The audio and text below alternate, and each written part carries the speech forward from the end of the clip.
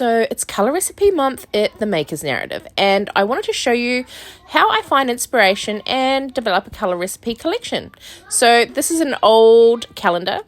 I'm deciding which colours I want to make. It's very cute. It's from Kaisercraft, and it's actually Emmy's calendar that she's not using. So now we're going to start by developing which colour we're doing? We're doing the greeny mustard colour. So I've gone with 1 part latte, 1 part wasabi, 1 part canary. And the reason I'm doing that is because I know that canary and latte are going to make a mustard, and wasabi is not too bright, so I reckon it will add a nice little greeny tinge. Oh, I was right, but it needs some more latte and it needs some more wasabi. So we're going to add that in. Mix, mix, mix. Oh, that was very fast. Okay. I also want a little bit more richness, a little bit more warmth, so I'm adding a little bit of raw sienna. Raw sienna can be a magic ingredient for some colour recipes. Look at that. Look. Oh, so delicious. Once I've made my recipe, I like to cut out some little colour swatch tiles and put them aside to bake. The whole reason I do that is so that I can see what the colour looks like once it's cured, and you must do a colour swatch because it makes it so easy when you are putting together your colourways. Now, what colour are we making here? I think we're doing like the pinky colour. So this is cad red that I'm using and latte again. Do I get it right this time? I really can't remember. I'm going to write it down. Okay, what have we got? What have we got here? Beige salmon. What kind of colour is beige salmon, Cherie? Oh, I knew I was going to laugh when I did this voiceover. Because also, if you can hear my kids in the background, that's because it is Saturday morning and I'm lying in bed doing this. So that's just... it is what it is. All right, so obviously we're mixing together some white and some cad red, and we have come together with this beautiful beige salmon. But it's not quite what I want. So I do cut a tile from this one because I do actually like this color. And then I add a bit more white, I think, to the other one and just sort of make it lighter. But I do like this, and this is one of those colors where I would use this as the color recipe and then possibly put some advice around if you add more white. So if you add 8 parts or you add however many parts of white, this is the kind of pastel color you're going to get. As you can see, if you add 8 parts of white, you're going to get that beautiful light pink color. So just sometimes it's really nice to figure out what it is that you can get from it pastel wise as well. Oh, this is a disaster. Why did I mix up so much of that?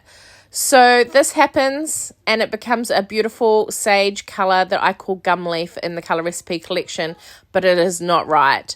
So I've learnt my lesson and I made a big, huge batch of the sage. Now we're making the beautiful light blue colour, and as you can see, I'm adding why do I add the latte? So that's cobalt and grape, I think, and it makes this beautiful blue color. Look, don't worry, all the color recipes, you've already got them all. So and they've all been perfected and tested. When you're watching this is the draft time. This is drafting a recipe. You can make mistakes, which I actually do on the blue recipe. And yeah, so one of the key parts of doing your color recipe collection, developing the colors first, and then going back and testing your recipes in smaller quantities, not big quantities, which I actually did. And I did a live video in the creative community, the Maker's Narrative. And yeah, I had stuffed up an entire color. So there you go. But you can kind of see what I'm doing. And like I said, the color recipes have all been tested. So yeah. That peachy one wasn't that easy to make either, but I do love using cinnamon as a color for color mixing. I do find it has a really good rich pigment. It's the same with raw sienna. Raw sienna is one of my favorites, and also cinnamon is fabulous as well. Now, although that peachy color is very cute, it is not the color that I was after, and I think I'm still trying to make that color. What I was after was a peach, yes, see? A warmer peachy color. It's still not quite right, and I think that I do quite a few little bits and pieces and add bits and pieces to it. And this was a recipe that was really tough to get because look, and it goes down to, now, this is also something I was going to talk about. If you struggle and you've only got bits and pieces of scrap and you can't really get those parts equal, aside from rolling them out and cutting out shapes, using jewelry scales or scales that go to like 0.001 grams is perfect. I do find it frustrating and annoying, but when we're doing this testing phase of making color recipes, you do need to get those ratios right, because when you take it up to a higher level, Banjo, I'm trying to do a voiceover.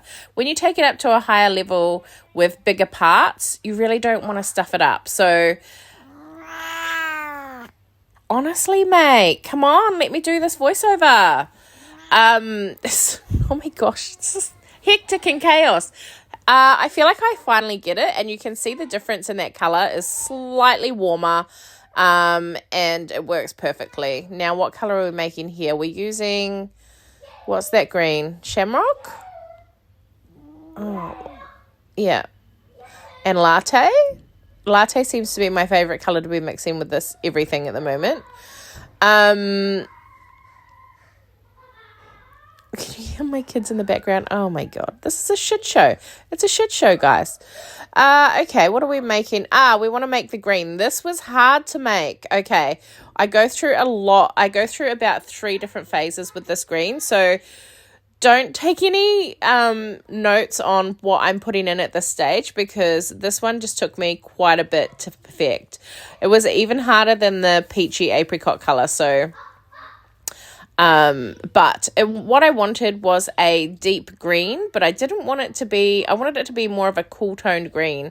So it takes a little while to just perfect those colors.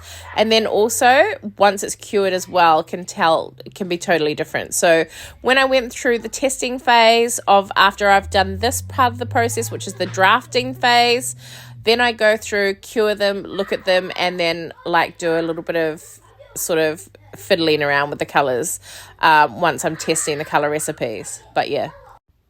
Okay, so I can't even explain to you how much of a journey I went through doing this green color. Okay, forest green, probably one of my pet hates. Not my favorite. I do end up calling this color bush, like outside, because my daughter loves to be outside. Anyway, I went through 2 different color recipes for this, only to discover what I needed to add was a little bit of extra sea glass, a bit of a bluey green to give me that cool toned forest green that I was looking for. Look at this. Look at it. Perfection. And yeah, that was really tough. It was really tough to get that together, but I used a beautiful picture as inspiration. I just went through the phases of testing and trialing and making sure that I write all those notes down. Just every single step. When you're doing color recipes, I know that we all like to work off intuition and what's coming out of our, out of our minds. We don't really care. We don't want to write it down. Well, write it down, because if you make a color that you freaking love, you're going to want to be able to make it again. And let's not waste too much clay by pissing around with color recipes. So take note. Write notes. It doesn't need to be fancy. You can even just take photos of your colors and write the recipes down so you've got it in your phone if you don't like a notebook. But for me personally, I'm a bit of a stickler. Although my notes will be really, really messy, I write them down because I want to remember these colors and I want to be able to make them again. So that is my best advice for you. And just patience and cure them. And then test them again. Test.